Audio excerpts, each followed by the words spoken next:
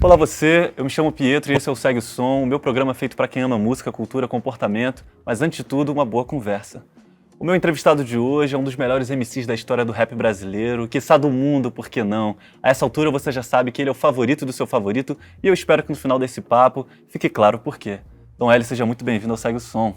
Muito obrigado pelas palavras. Cara, antes mesmo de eu entrar em qualquer pauta por aqui, acho que eu queria usar esse espaço para dizer que você é sem dúvida um dos artistas da minha vida. Eu sou muito feliz por você ser brasileiro, por você fazer o que você faz. E estou muito animado por esse papo aqui, significa muito para mim. Obrigado. Satisfação, tamo junto.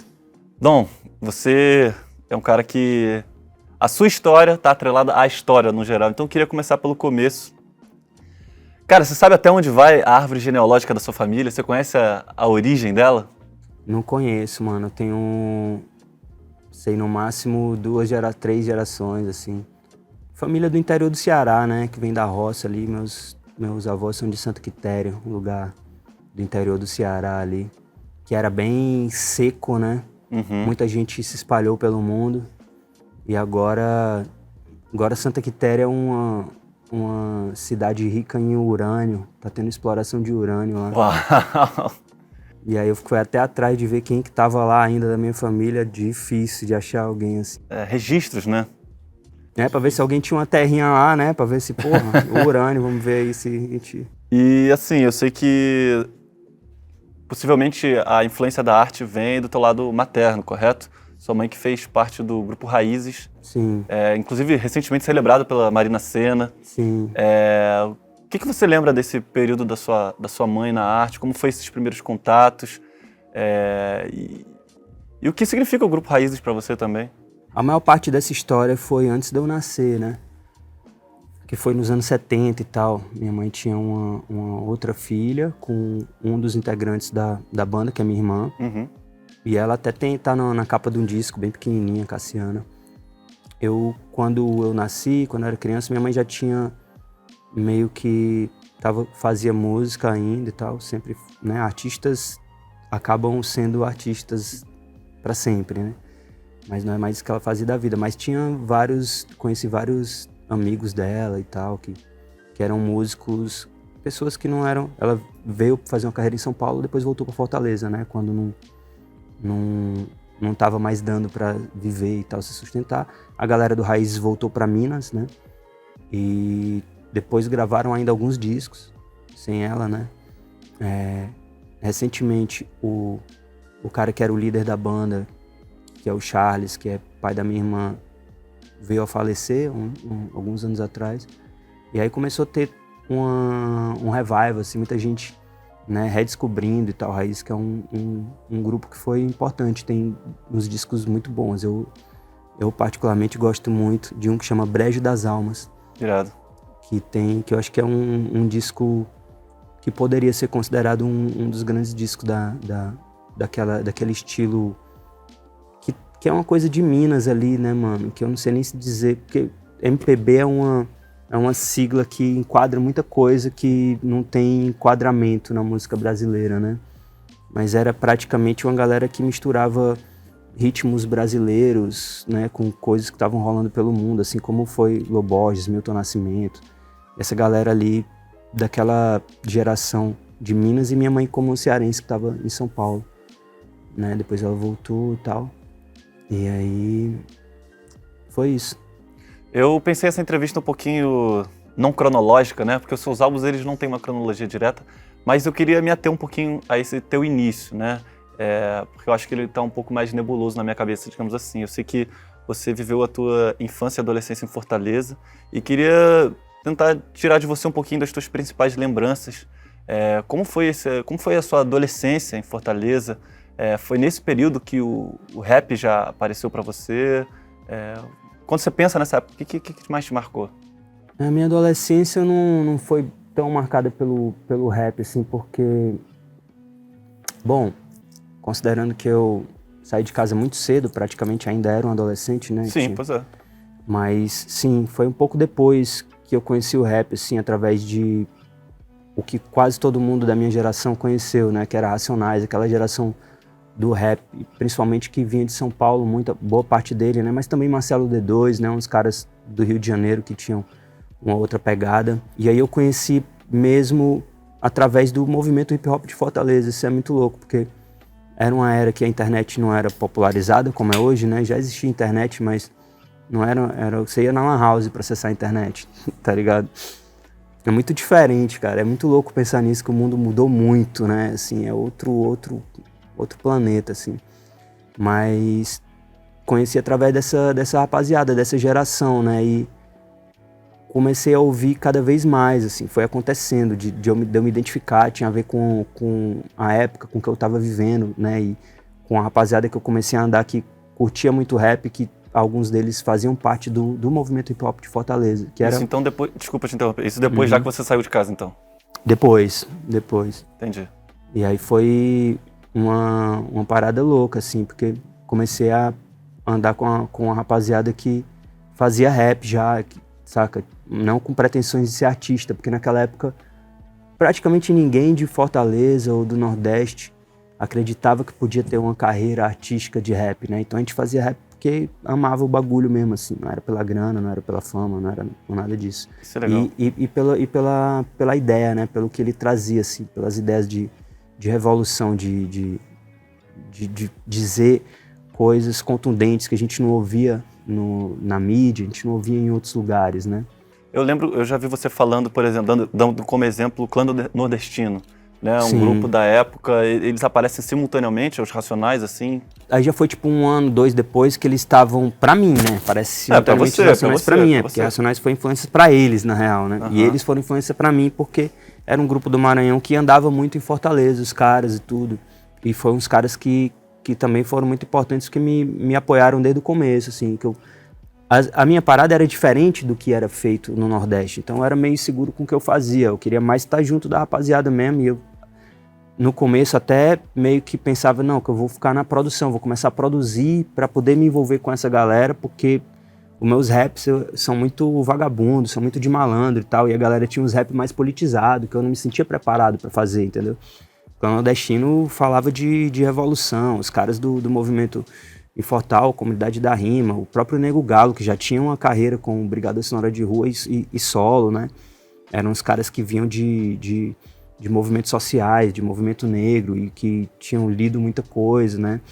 E era muito louco, galera que tinha programa em rádio comunitária, de falar sobre temas, né, do dia a dia das comunidades e tal, mas também com um amparo no que eles tinham lido, no que eles tinham aprendido com essas organizações. E eu chegava muito da rua, assim, tipo, de viver na rua, pá, e de querer fazer um bagulho mais falando, juntando essas duas coisas, essas ideias com uma malandragem de rua e tal, mas com todo cuidado, porque era isso que a gente era educado a fazer, né? Tipo, pensar no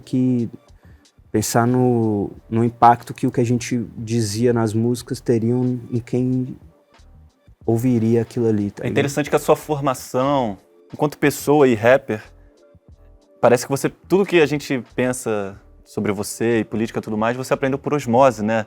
Nessa época. Você passou a ter alguma formação política, digamos assim, depois?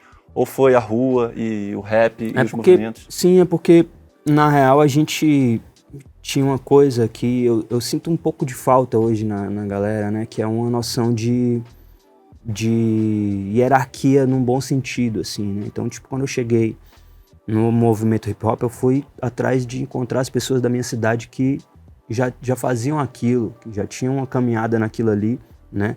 E chegar no sapatinho, tá ligado? Pra entendeu? Entender qual era o meu espaço ali. E aí a galera, tipo, tinha essa como é que eu posso dizer? Esse roteiro. Se envolva nesse bagulho, tipo, frequente esse tipo de reunião que a gente faz, esses eventos que a gente tem, entendeu? Entenda sobre o que a gente tá falando. E aí a gente ia atrás de ler também, tá ligado? Mas muito era discussão, era troca de ideia entre a gente, né? Nas posses, nos bairros, né? Então os bairros tinham uma posse, que era a rapaziada que se organizava. Então na minha área tinha uma galera que se organizava e a gente tava... a minha rapaziada era muito pelo bagulho, a gente queria fazer música, tá ligado? Mas tinha uma outra galera que às vezes nem fazia som, mas era do movimento, tá ligado? Então, tipo, aí ia pro grafite, ia pra dança, né? ou às vezes não praticava nenhum tipo de arte, era só articulador político, né? Interessante. Entendeu? Tinha uma galera que entrava em grupo de rap, mas era mais... Às vezes o cara não fazia nada no grupo, era muito louco, assim. Mas era mais porque o cara tava na correria junto, tá ligado? Era o mesmo Aí pegava ideal. o mic ali e ficava, tipo, fazendo uns back vocal, e era respeitado como um integrante normal, tá ligado? Me explica uma cronologia também, assim, você falou sobre encontrar os seus parceiros e você encontra um grupo, né, o Costa Costa. Sim. É um grupo fundamental aí pra gente pensar música e rap no Brasil. Você chegou a se arriscar enquanto MC antes do Costa Costa ou foi junto com eles, foi simultâneo? Como é que nasceu o grupo? Não, comecei nessa parada numa coletânea que chama Favela por Conta Própria, que foi a primeira coletânea de rap da cidade e tal. Veio uns caras de São Paulo pra lá pra produzir, porque não tinha produtores lá, né? Pelo menos não vinculados à nossa rapaziada. E aí eu fiquei colando uns caras, porque como eu te falei, eu queria ser produtor. Porque eu achava que as minhas rimas eram muito de malandro e tal. E eu, melhor deixar os caras fazer essa parada. Os caras são, né, entendem mais desse bagulho. Mas eu escrevia pra mim, entendeu? Então acho que foi muito genuíno o processo que me tornou MC, porque eu escrevia eu queria me ouvir, tá ligado? Entendi. Então, mas eu comecei mesmo a aprender produzindo, participei dessa coletânea, já produzindo uma faixa e tal, e rimando junto com os outros caras. E aí depois a gente formou Costa Costa, pá. Eu queria ler um negocinho aqui, um texto que você conhece bem, um texto do Hermano Viana, antropólogo, para introduzir um pouquinho, para situar as pessoas, entenderem o que é o Costa Costa. Sim. Então, eu vou ler e depois eu queria que você comentasse um pouquinho. Massa. Ele abre o texto assim: Ceará, o ano é 2007. Agora, o grupo de hip hop Costa Costa acaba de lançar sua mixtape disponível em CD. Eu não tenho nenhuma dúvida, um dos documentos mais contundentes, impressionantes e acachapantes sobre a realidade brasileira contemporânea. Como se ler um jornal não fosse suficiente. É um sobrevivendo no inferno, traduzido para o século XXI. É preciso constatar, o inferno piorou muito. Isso é forte, né? Lá na faixa 21, um dos vários interlúdios do disco, o rapper anuncia: a prefeita diz que eu tô numa cidade do sol. Uma voz totalmente debochada comenta: quem tem boca diz o que quer. Volta o rapper. A PM diz que eu tô na cidade do pó. O deboche. Falo que pode. O rapper novamente. Os gringos dizem que eu tô na cidade do sexo. A resposta é uma gargalhada. Eu não queria nada disso. Resposta: mas é o que é. Eu só queria fazer isso aqui. Eu só queria fazer disso aqui a cidade da grana. Seja bem-vindo. Fortaleza, tá ligado? Isso aqui é dinheiro, sexo, drogas e violência. Cara, boa, você me colocou num túnel do tempo agora, mano. Louco. Você lembra quando saiu isso? Lembro demais. Isso foi uma parada louca, porque o Hermano Viana é um dos caras que, nessa época, hoje ele deu uma sumida, assim, não sei o que ele tá fazendo, mas nessa época ele era considerado um dos maiores críticos musicais e estudiosos, porque ele era um cara que estudou o funk, né, e tal, era um cara da academia, né, então, tipo, era o cara que fazia essa ponte entre o que é considerado alta cultura no Brasil, né, que é muito difícil a galera ouvir alguém que é da favela, ou que é da periferia, ou que tá fazendo mesma parada lá, e ele era o cara que meio que chegava e dizia: mano, vocês estão tudo errado, tá ligado? Tipo, o funk é uma parada louca e tal, então ele tinha essa moral de ir em lugares onde ninguém ia, né. E aí ele escutou a mixtape e foi um bagulho doido, assim. Ele que apresentou pra Regina Casé e colocou a gente no Central da Periferia, que foi um programa que a Regina Casé fazia, que era na Globo, que era gigante, assim. Um canhão. A Globo, um canhão, né? Um canhão, muito assim. Até hoje eu já cantei no Lollapalooza, tipo, em Interlagos, lotado pra caralho, e não tinha tanta gente quanto tinha no Central da Periferia, em Fortaleza, quando eu cantei com a Regina Casé. Não tinha fim o bagulho, tipo, era muito popular, porque, como eu te falei, era na era da Globo ser, tipo, o alcance máximo que você podia ter no Brasil, tá ligado? Que já mudou com a internet, né, mas naquela época... Hoje todo mundo quer ser latino, né, essa palavra que é até um pouco controversa para alguns, mas assim... Costa Costa fazia isso lá atrás, né? Queria que você comentasse um pouquinho, né? Porque as pessoas acham que essas influências do Caribe, desses lugares, chegou agora no Brasil. Dentro do cenário brasileiro, assim, a gente considerava a gente como são os mexicanos nos Estados Unidos, né? No hip hop, assim, né? Os mexicanos nos Estados Unidos também sempre foram meio marginais, assim, dentro da cultura, mas tiveram um papel importante, tiveram grandes caras que chegaram, fizeram muito grande, né? E a gente sempre teve essa influência, a gente percebia que as coisas eram mais parecidas, assim, quando a gente via coisas da gringa e tal, a gente via a gente como esses caras e a gente começou a prestar atenção nesses bagulho, de onde vinha, né, essas coisas. Então, o brega, que é uma música que toca muito no Brasil profundo, assim, nas periferias do norte e do nordeste inteiro, ele tem muita influência da música caribenha, né, aquela coisa dos mariachi e tal, os metaisões e tal. E a gente, pô, isso aí é e também tem influência do funk, né, do soul, porque eles faziam também aquela bateria que era uma batida meio soul e tal. E por outro lado, a gente começou a pesquisar e ir mais fundo. Então, tipo, nessa mixtape do Costa a Costa, vai desde sample do Vando, de samba, até, tipo, carimbó do Pará, tá ligado? Que a gente fazia com reggaeton. Então eu queria fazer um reggaeton, mas eu não queria fazer um reggaeton como os caras faziam em Porto Rico. Eu queria fazer um reggaeton nosso. Então, mano, vou samplear carimbó, fazer um lance meio carimbó, meio reggaeton, pá. A gente começou a experimentar essas paradas todas pra poder criar um bagulho que fosse nosso, tá ligado? Porque a gente não só queria, mas eu acho que pelo fato da gente ser muito marginal na parada, né? Tipo, tá no gueto do gueto do gueto, como tá dizendo aí na mixtape em vários momentos. A gente tinha que chegar muito único mesmo, saca? Tipo, muito diferente de tudo. E foi isso que a gente fez. A gente criou um som, né? Criou uma sonoridade, criou um estilo ali que era um estilo que eu acho que também é muito atual, porque ele não era uma coisa só, né? Ele era tudo que a gente podia ser, né? Então, a gente não fez, vamos fazer um disco inteiro de reggaeton misturando com carimbó. Não, tinha uma música, assim, duas, né? Aí tinha outra música que era o sample de samba, tinha outra que era Valdo Braga, uns bagulho de brega, tá ligado? Genival Santos, assim. E era tudo baseado em sample, né? A maioria dos sons são sample-based e tal, que a gente fez com samples, e outros são alguns sons, porque a gente era mixtape, algumas músicas eram sample de rap mesmo, né? Por exemplo, tem uma música que é bem naquele naipe de mixtape mesmo, que é baseada que é sampleando um loop da música Sou Função, do Dexter com o Brau, né? Então tem tudo isso, a gente não se limitou a ser uma coisa só, mas tentar incorporar tudo que a gente tinha potencial para ser. Qual é a receita para vender bilhete, digamos assim, e passar as mesmas mensagens? A minha principal receita é fazer rap para mim, não no sentido individualista ou egóico, não é isso, é que eu sempre tento fazer a música que eu queria ouvir, mas que não existe, ninguém tá fazendo, entendeu? Então isso me torna muito original e eu penso, pô, nesse estado que tá o mundo, o que eu preciso, tá ligado? O que tá faltando pra mim? Ou às vezes você pode pensar em você, mas também se distanciar um pouco. Então, o que tá faltando pro meu eu de 10 anos atrás? O que estaria faltando? O que estaria faltando pro meu eu de 10 anos na frente? O que eu posso tentar prever, tentar imaginar, tá ligado? Pra ser propositivo pro futuro também, entendeu? E você acha que o hip hop deve ser um gênero tão comercial quanto o forró, por exemplo?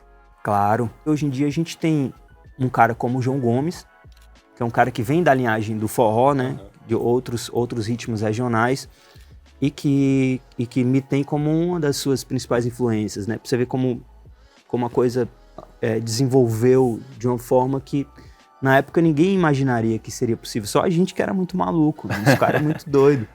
Quando a gente falava nossas ambições, ninguém botava uma fé, tá ligado? Quais eram elas? Essas, tipo, de chegar onde a gente chegou. É óbvio que a gente tinha ambições muito maiores, que é o que você precisa fazer, né? Você tem que... Como é que tem aquele ditado que você mira nas estrelas pra acertar a lua? Sim, né? total. Tipo...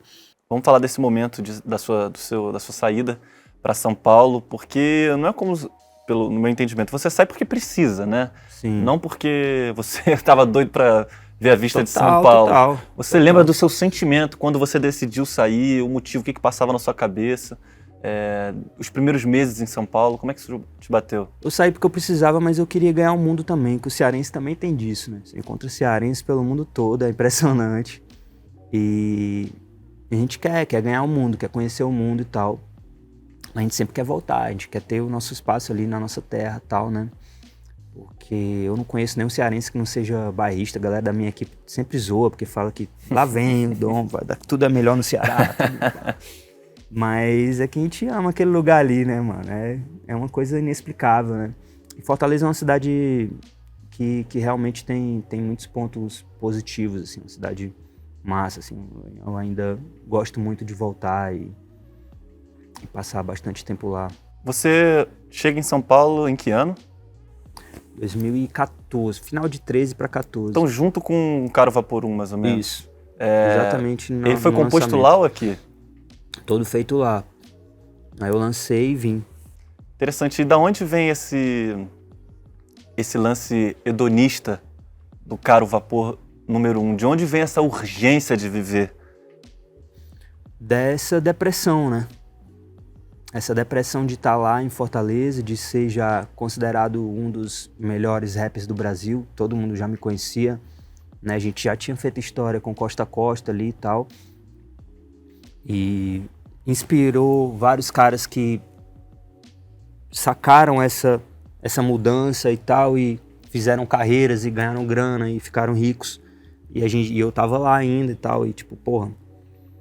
E pensando em desistir, tá ligado? Dessa carreira e tal, e tipo, ao mesmo tempo o meu tempo passando, eu querendo viver a vida no máximo, querendo viver meus sonhos, né? Não só de trabalho, de carreira, mas de vida mesmo. Além de sobreviver, querer provar o sabor de viver, né? Que é isso que a gente faz. Sim, é interessante. É isso que o brasileiro faz toda hora. Eu anotei aqui, né? Um hedonismo contra um pessimismo. Você mesmo usou a palavra depressão. E, de certa forma, a saúde mental aparece nos seus trabalhos. Até mesmo no último, né? Tristeza não, você fala...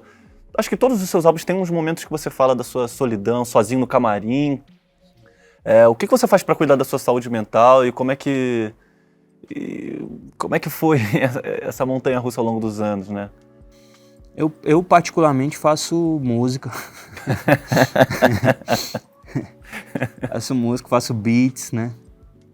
Se eu tiver muito mal mesmo, eu pego o que eu tiver na minha frente de drum machine, de sampler e começo a fazer um som, cortar um beat, fazer algo desse tipo, né? Mas isso não é suficiente, né? O que faz você continuar é tentar olhar pra onde você não tá olhando, tá ligado?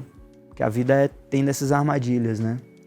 E sempre o nosso hiperfoco, o nosso pensamento às vezes vai num caminho só e a gente acaba não conseguindo ver coisas que estão ao nosso redor, né? E isso já te bateu no palco, por exemplo? Porque eu converso muito com artistas que às vezes falam que às vezes estão no palco e tem que vestir uma máscara. Você já passou por isso, assim, de não estar num momento legal ou o palco entra como um momento libertador, digamos assim? Mano, eu já vivi um momento muito louco, assim, que foi quando, ainda no Costa a Costa, quando a gente fez um show em Belém, e que eu tava no palco, e foi um show muito, muito foda, porque tinha alguns dos meus ídolos ali, né? Era Costa a Costa e um show do Racionais que eles faziam, que era metade do Racionais, que era o Kali J, o Ed Rock, aí colavam uns caras da banca deles e tal, e o Ed Rock tava cantando uma das nossas músicas lá, tipo, sabia a letra e tal. Isso pra mim, pô, o cara é um dos meus ídolos, né? E tá cantando minha música e tal. Mas que eu tava no palco ali, eu tava vendo o público, eu tava vendo a rapaziada. E naquela época tinha uma coisa assim me bateu uma onda assim do que eu tava passando naquelas rimas, naquela letra, né? Tipo, porque a gente falava muito da rua, muito do crime, muito de uma vida... mas também de política, né? Tinha um teor político ali e tal. E em alguns momentos rola esse tipo de coisa, assim, de... Pô, você tá no palco e pensando assim, o que tá batendo pro público do que eu tô fazendo, tá ligado? Será que eu tô conseguindo que eles entendam o que eu tô querendo dizer? Entende? Porque isso é muito louco, porque o rap, ele realmente... muda vidas, assim, né, mano? Muita gente realmente toma decisões a partir de coisas que você tá dizendo ali naquelas letras. Ainda no Caro Vapor, antes da gente falar ainda um pouquinho desse seu êxodo, digamos assim, parece que ele já tem um certo prelúdio do que você traz, logicamente, no Caro Vapor número 2, né? Você estava falando de chips em 2013, dos Sim. chips controlarem a gente, que você desenvolve muito melhor hoje, né?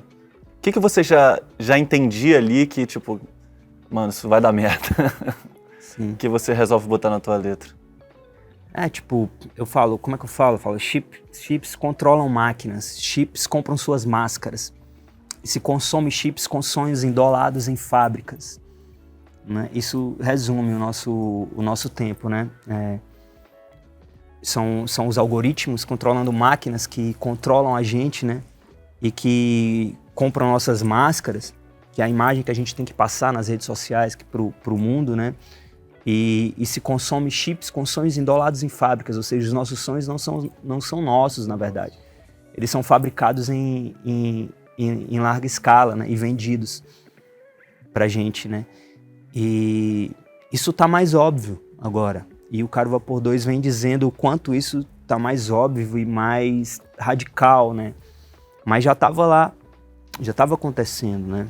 E a gente que é artista, a gente tem um papel porque a gente tem uma sensibilidade maior a essas coisas, né?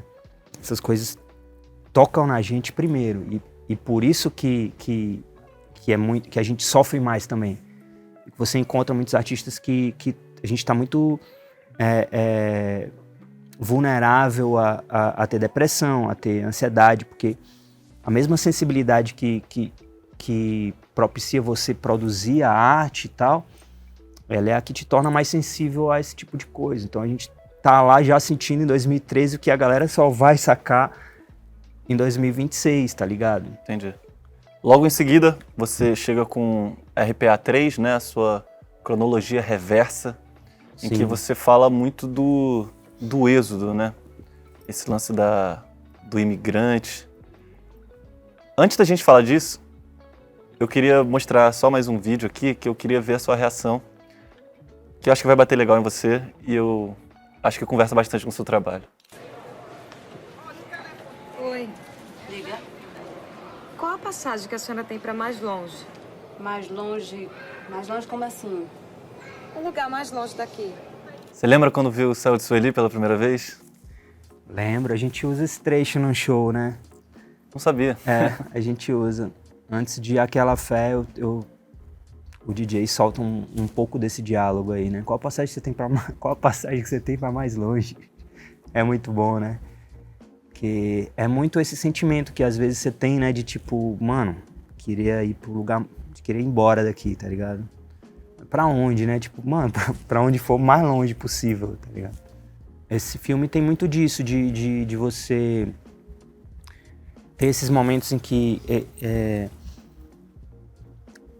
dialoga um pouco com o que eu falo na questão do imigrante, que é de você sair do seu lugar. E o Cidadão Instigado, que é uma banda de Fortaleza que eu gosto muito, e que vai lançar disco agora, muito em breve, né, do Catatal, ele fala disso também num disco dele, né, que é da gente ir embora e depois a gente volta, né, mas quando a gente volta, a gente já é estrangeiro também no lugar de onde a gente veio, né, que a gente já passou muito tempo fora, né. Então você acaba virando o estrangeiro em si, né? Essa personificação do estrangeiro, que você não tem mais para onde ir, que você possa se sentir um local, né? Então tem essa parada. Eu não sou daqui, mas também não sou mais de lá. Eu não sou de lugar nenhum. Acho que é legal contextualizar, para quem não tá ligado, esse é um filme do diretor Karim Ainuz, né? Que dá nome a essa cronologia reversa que você faz nos seus álbuns, né? Roteiro para Ainuz 3, roteiro para Ainuz 2. O que você já apresentou um pouquinho aqui, mas o que você viu nos filmes dele que você sentiu que era importante estar nessa cronologia? Principalmente isso que eu acabei de falar, que ele fala muito do êxodo, né? Ele fala e da marginalização também, né? De alguns dos personagens. Imagino que sim. Sim, mas nesse sentido mais abstrato eu pego nesse sentido, tá ligado? Porque mesmo em Madame Satã, né? O que é Madame Satã? Uma pessoa totalmente estrangeira no seu próprio lugar, tá ligado? Então acho que ele fala muito disso nos filmes e acho que é algo que eu sempre me identifiquei, sempre me senti assim. E hoje você sente que pertence a que lugar? a esse lugar, ao não lugar, né? Que é um lugar onde a gente pode... É um lugar que tem um certo tipo de privilégio e maldição, né? Tem uma maldição, mas tem um presente, né? A maldição é que você nunca vai se sentir parte mesmo, totalmente, né? Integrado. E o presente é que, por causa disso, você consegue ver coisas que ninguém vê e almejar uma construção de um outro lugar possível, né? E foi isso que você fez no RPA2, né? Uma primavera no governo Bolsonaro. Exato. Vamos falar um pouquinho desse álbum, acho que o mais político de todos, digamos assim. E acho que eu queria trazer um depoimento meu, assim, porque eu sou um cara que não tenho religião, mas eu sinto que eu preciso ir a um show seu todo ano para renovar minha fé, entendeu? Eu acho que tem um pouquinho disso nos seus shows. RPA2, como eu falei, chega nesse momento super conturbado do Brasil e você teve a ousadia de imaginar um lugar melhor no momento mais distópico que a gente viveu. Me transporta para esse momento, o que você sentiu que precisava ser dito naquele momento. Porque agora que já passou é fácil a gente falar, né? Mas você estava realmente imaginando algo impossível para aquele momento. Será que passou? Passou mesmo? Eu acho que é exatamente isso, cara. Tipo, de você tá fora e você conseguir pensar que a gente devia, que a gente tem tudo, a gente teria tudo, né? Então, quando eu comecei a pensar o RPA2, foi nesse sentido de que a gente estava vivendo numa miséria de sonhos, tá ligado? Eu vim daquele lugar, tá ligado? Do Ceará. A minha família vem do interior do Ceará. A gente conhece a seca, a gente conhece todo tipo de intempérie, né? De escassez, né? E ainda assim a gente consegue tirar daquilo ali os sonhos para continuar, né? E construir uma vida em cima disso. E isso a gente não pode se limitar a isso, tá ligado? É tipo, conseguir sair daí e sobreviver, né? A partir do momento que você sobrevive, eu acho que o nosso objetivo é pensar mais alto, e mais alto, e mais alto. Construir algo novo, algo que seja possível de almejar como um sonho, né? Aqui na Terra, né? E qual o seu sonho pro Brasil, assim, hoje? Cara, o meu sonho pro Brasil era ele voltar a sonhar como uma potência, né? Uma potência que ele é, né?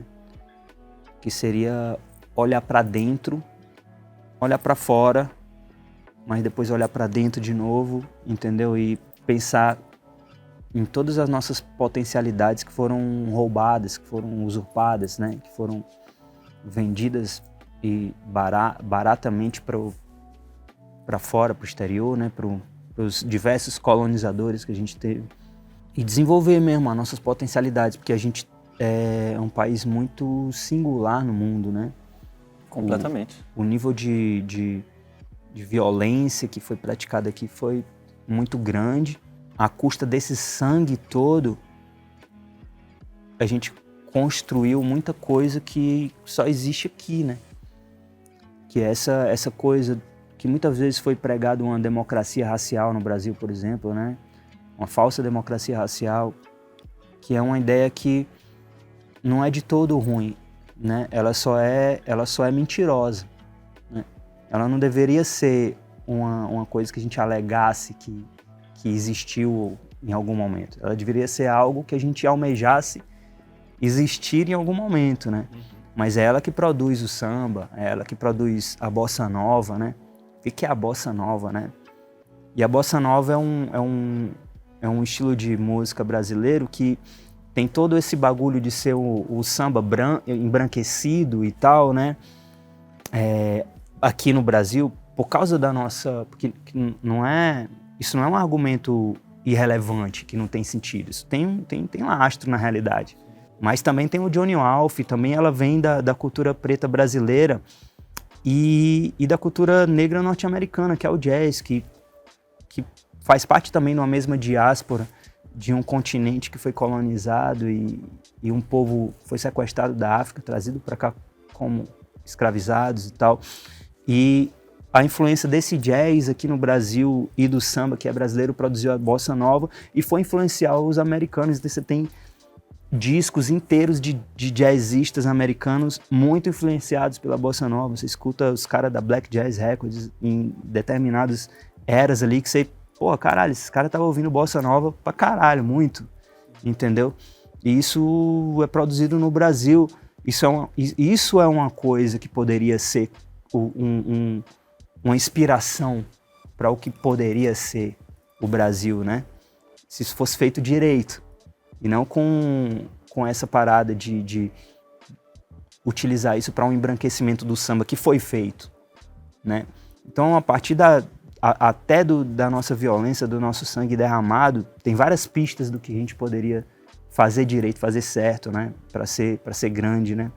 A gente fez a Petrobras, a gente fez tanta coisa gigante, né? No Brasil, a gente construiu grandes, a gente faz avião, né? Olha que doideira, né? A gente tem grandes cientistas, grandes poetas, grandes pensadores, né? Então eu acho que isso tudo prova que a gente é muito grande, mas a gente vive falando que, porque tudo no Brasil, que o Brasil isso, que o Brasil aquilo. É óbvio, a gente continua reproduzindo um pensamento colonizado. A gente continua permitindo que algumas pessoas, né, se utilizem da exploração da maioria da população para obter grandes margens de lucro e transformar o Brasil nesse país que é um dos mais desiguais do mundo, tá ligado? Mas nossas potencialidades ainda continuam aqui. Cara, sensacional. Eu queria falar de uma música específica nesse álbum por 2 motivos, mas que é Pânico de Nada. Porque ela furou a bolha com o título do Botafogo. E a partir disso, eu queria te perguntar não só sobre esse episódio, o que você sentiu no momento, mas imaginar o que é o sonho do Dom Hélio enquanto artista, né? Porque você fala muito desse lugar de seu favorito do seu favorito. Qual o seu sonho enquanto artista? Onde você quer estar? E você acha que vai ter que fazer concessões se chegar nesse lugar muito mainstream? Eu faço concessões toda hora. Galera que não enxerga, não quer enxergar, tá ligado? Mas desde lá do Costa a Costa, o que a gente fez foi isso. A gente sempre trouxe um bagulho que tem uma substância, né, mas que ao mesmo tempo tem uma intenção de ser popular também, porque isso é o que a galera na gringa chama de pop art, ou coisas desse tipo, né? Que teve grandes expoentes da nossa geração, caras como o finado Kanye West, na sua melhor época, ou o Kendrick Lamar, né? Descansa em Paz, né? Fez grandes coisas que eram muito disruptivas, né? Ao mesmo tempo muito populares, né? Hoje em dia tem um cara como Kendrick, né?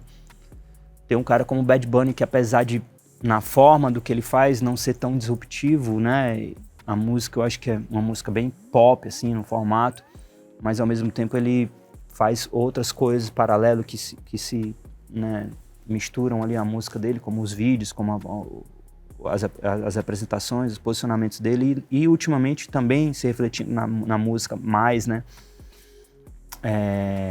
Mas que são isso, né? São coisas que têm um potencial popular muito grande, mas ao mesmo tempo são de vanguarda em algum sentido, né? E qual é o seu sonho enquanto artista, assim, onde você se imagina chegando? Eu acho que nesse seria um paralelo com o mercado americano, que é um mercado onde tem um mercado de música, uma indústria de música, seria mais ou menos isso.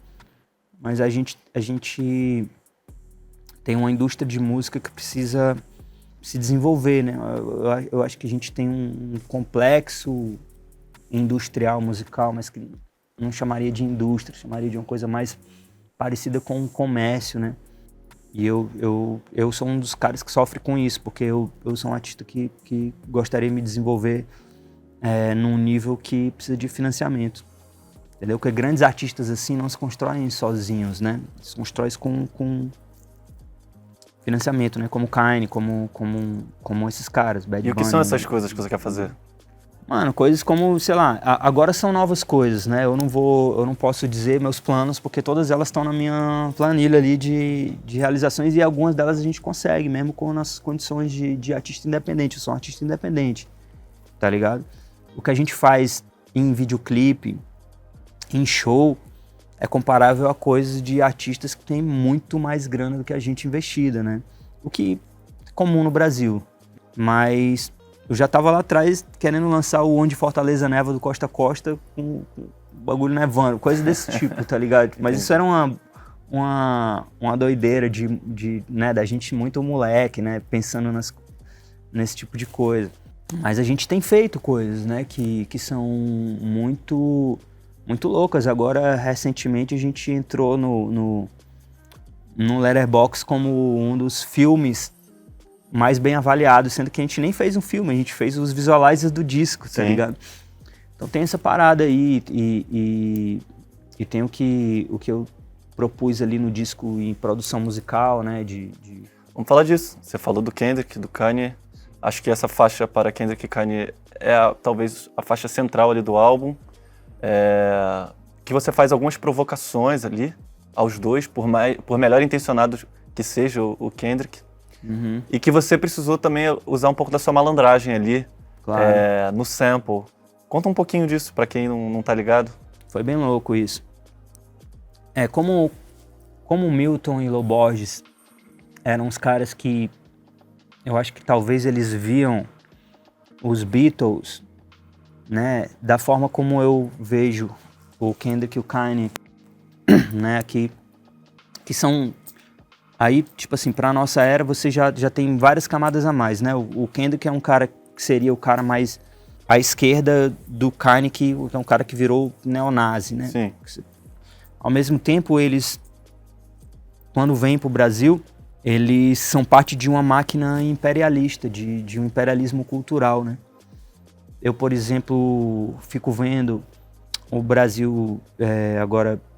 O Brasil é um país que consome muito mais música nacional do que estrangeira, e nisso a gente é, tipo assim, muito único no mundo, porque o imperialismo cultural norte-americano age em diversos países, principalmente do Ocidente, e a música mais consumida é deles e não do próprio país. Se for na Espanha, Portugal, na Europa inteira, na própria América Latina tem muito disso. No Brasil, o Brasil consome música brasileira, mas eles sempre estão tentando invadir e colocar mais música estrangeira. E eles vão devagarzinho aumentando a influência.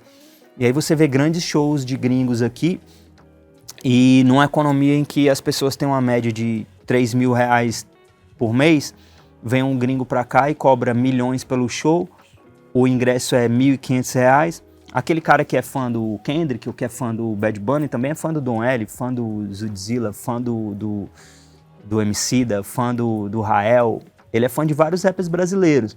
Mas ele foi naquele show do Bad Bunny, ele pagou R$1.500, a renda dele eu tô indo pela média, tá? A renda dele é R$3.500 por mês. Esse show que ele pagou pro gringo, e que é muito mais caro do que qualquer show brasileiro, vai fazer ele não ir para shows brasileiros durante alguns meses.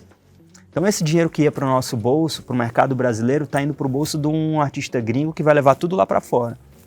Então, além de tudo, é uma evasão de divisa. Essa grana não vai pra padaria, não vai pra loja de roupa aqui, não vai para o aluguel daqui, essa grana vai toda para o estrangeiro e para o bolso do cara que produziu, que acumulou uma boa grana ali. Então eles fazem parte de uma estrutura que é um imperialismo cultural. Eles cobram mais caro para fazer show aqui do que lá fora. Eles fazem um show aqui porque é mais para eles, vão ter que pegar um avião, pegar um voo e tal. E nessa hora, fica pouco diferente para nós, para o impacto que tem aqui, um Kanye de um Kendrick. É óbvio que é diferente, porque um cara é neonazi, o que ele tá pregando ali, mas entende que no lado econômico tem uma similaridade, no lado de um imperialismo cultural, de uns caras que não se importam em chegar aqui e deixar uma semente, não é o papel deles também. Sim, cara, entendeu? Essa sacada foi demais.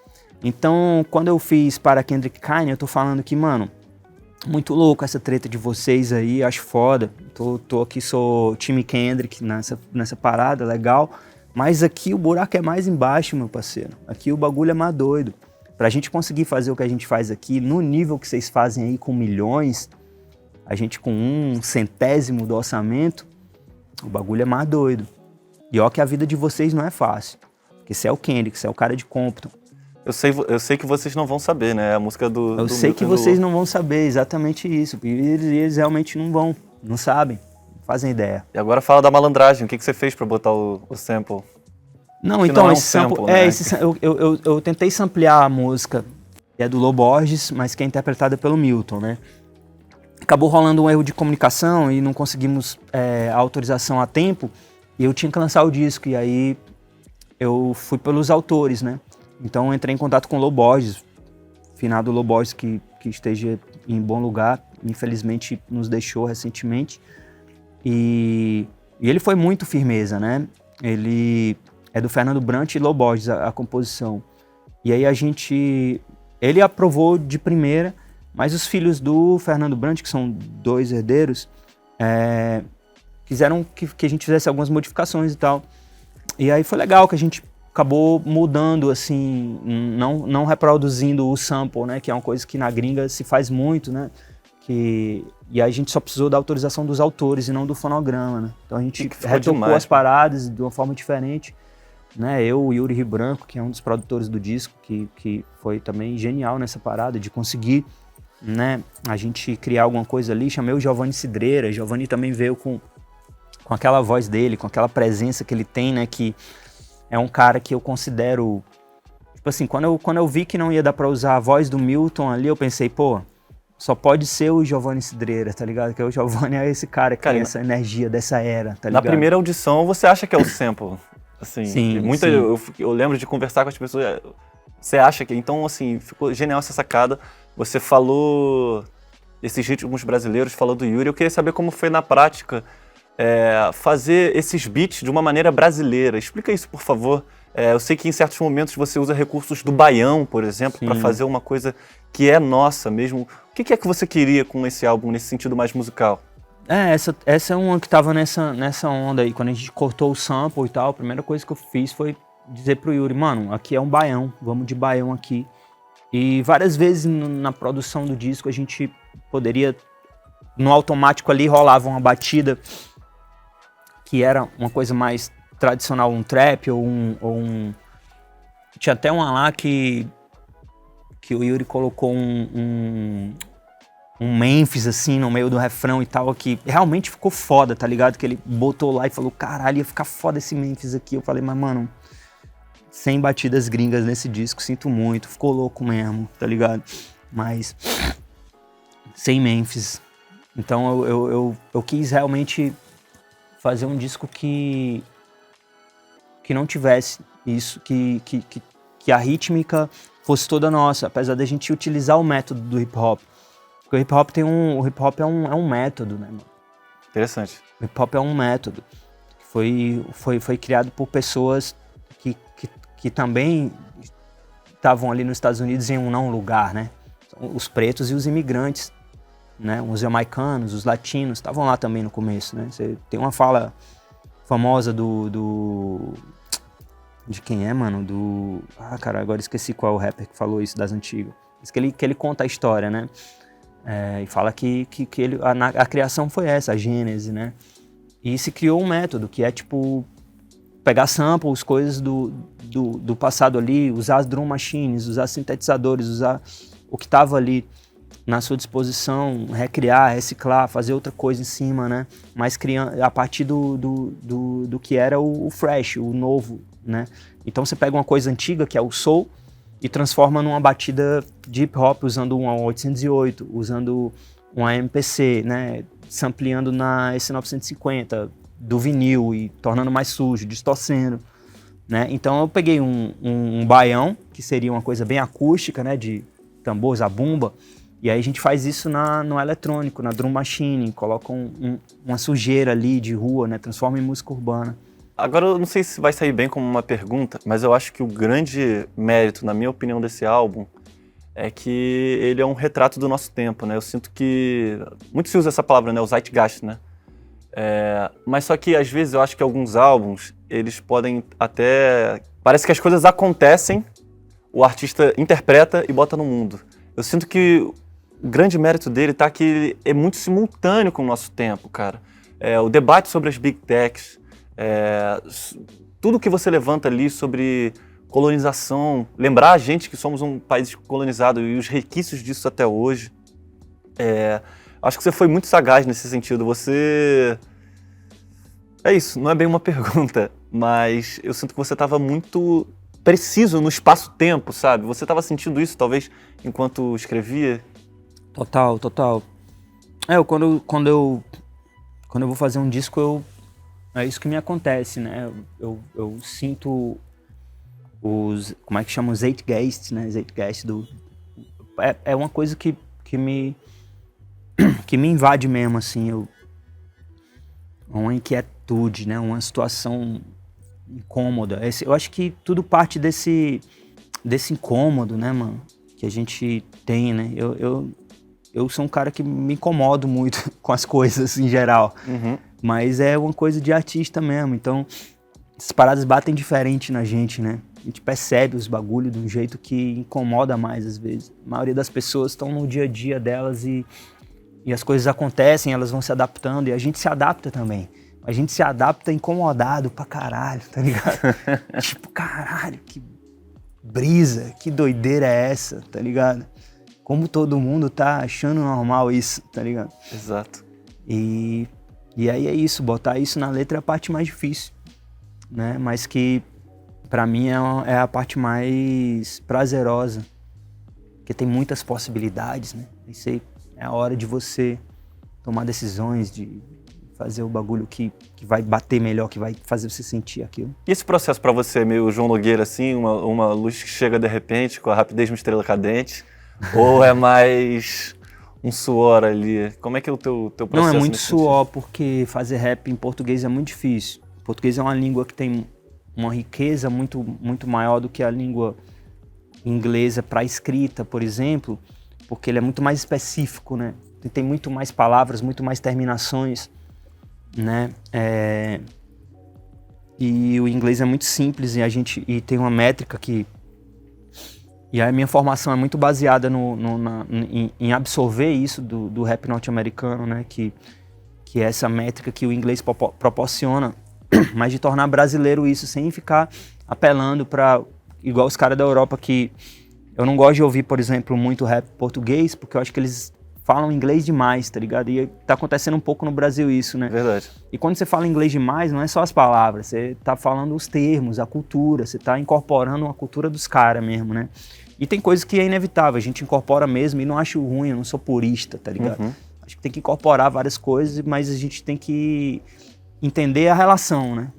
Quanto a gente incorpora e quanto a gente exporta também, então, sabe? Tipo, quanto é o nosso aqui. E escrever rap em português é especialmente difícil se você é um cara como eu que gosta de fazer a multissilábica, a métrica, o swing, o bagulho de um jeito que eu esteja competindo com os caras que eu acho os mais foda do mundo em todos os tempos. Então toda vez que eu tô escrevendo, eu penso que aquilo ali tem que estar competitivo com os caras que eu acho os mais maestros da parada que já fizeram, não só no Brasil, mas no mundo, entendeu? Que são quem pra você? Que é Jay-Z, que é o Kendrick Lamar, né? Esses caras, o que eles fazem em métrico, Notorious Big, é, tipo, bizarro. Aqui no Brasil, Mano Brown, né? O cara que tem uma métrica que sempre, desde lá do começo, fez o bagulho, né? A malandragem do D2 ali, que é um cara que muita gente esquece de colocar ele nas listas, mas é um cara que fez coisas que marcaram, que inventaram. Ele é um grande artista de vanguarda pra mim, assim. Eu acho ele na arte do MC, eu acho ele o número 1 do Brasil, porque ele é o cara que conseguiu dialogar com o povo brasileiro que não estava dentro da cultura hip hop de uma forma que eu na época que ele chegou fazendo isso, ninguém tinha feito, tá ligado? Eu sempre falo de um show que eu vi do D2 em Fortaleza, que foi aberto, assim, tipo da prefeitura, que chegou só ele e o DJ Nuts ali cantando, e a maioria das pessoas ali não eram versados na cultura hip hop.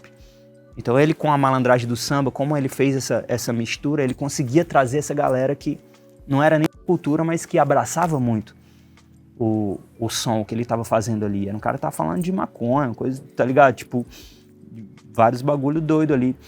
Então eu acho ele um dos caras que são que são dos mestres também. Maneiro. Da cultura. Pra gente fechar, tem algo que me interessa muito, assim. Muitas pessoas falam que o seu som salvou a vida delas. Sim. Como é que isso bate pra você? Porque é uma parada muito séria. E em algum momento a arte, não necessariamente a música, ou pode ser outro tipo de arte, já te salvou também? Eu acho que o rap me salva toda hora, né, mano? Tipo, é por isso que eu faço. Porque eu me acostumei tanto com ser salvado pelo rap, que teve uma hora que acabou o estoque. Tá ligado? É como se você tivesse um bagulho que você tem que tomar pra continuar vivo, e aí Videogame, acabou. Aí você, caralho, fudeu, vou ter que fabricar agora. Tá ligado? Entendi. Então, pra mim é intenso desse nível, tá ligado? E eu entendo quando as pessoas chegam pra mim e falam, porra, o bagulho salvou minha vida nessa hora, tá ligado? Tipo, e é muito louco, porque às vezes são músicas, algumas delas realmente foram escritas em momentos de profunda depressão, de dor, né? Às vezes lembrando de um momento desse, não exatamente estando nesse momento, Sim. né? E é uma responsa também, saca? Tipo, Eu imagino. o que você vai fazer com isso, né? Porque teve relatos de gente que, inspirada nos meus sons, fizeram coisas maravilhosas, e acho que a maioria das pessoas me dão um feedback positivo, louco assim mesmo, saca? De gente que, pô, é muito, muito foda alguém chegar pra você com uma tese de mestrado sobre o seu trabalho, tá ligado? Mas não só como se fosse alguém que estudou o seu trabalho, mas alguém que chega e diz pra você, eu só consegui fazer isso por causa da sua arte, tá ligado? Porque senão eu não teria terminado a faculdade, não teria terminado a pós, não teria feito o mestrado. E aí outra pessoa que chega com TCC, e outra pessoa que não faz uma tese sobre nada meu, mas que fala que a partir das minhas músicas teve um insight, alguma coisa, ou gente que tá no outro bagulho, mas também coisas mais doidas, assim, tipo, relato do humano que tomou o morro pra ele e virou o maior bandido da cidade, tá ligado? E tem um caso desse que é muito louco, assim mesmo, que foi realmente o cara que fez o nome dele na cidade de uma forma, infelizmente não tá aqui entre nós, porque a vida bandida é desse jeito, né? E isso também é uma parada que às vezes bate assim na sua cara, caralho, será que foi bom pra ele isso? Tipo, será que eu poderia ter feito alguma coisa pra isso não acontecer? Você fez o que a sua arte. Mas pô. não é a nossa responsabilidade, Exato. tá ligado? Exato. E de certa forma ele fez o bagulho dele ali também. Eu não tô na pele dele pra saber se ele teria outra opção melhor, que seria da vida dele, né? Mas a gente tem essa responsa. Maneiro, Dom. Eu acho que a gente conseguiu dar uma volta completa e cumprir esse propósito que eu me propus aqui de tentar mostrar pro pessoal o que te faz ser esse cara tão admirado. Espero que você tenha curtido. Curti demais. Sempre um prazer trocar ideia com você. A vocês, não deixem de se inscrever aqui na Podpah Records. Vejo vocês na próxima. Valeu!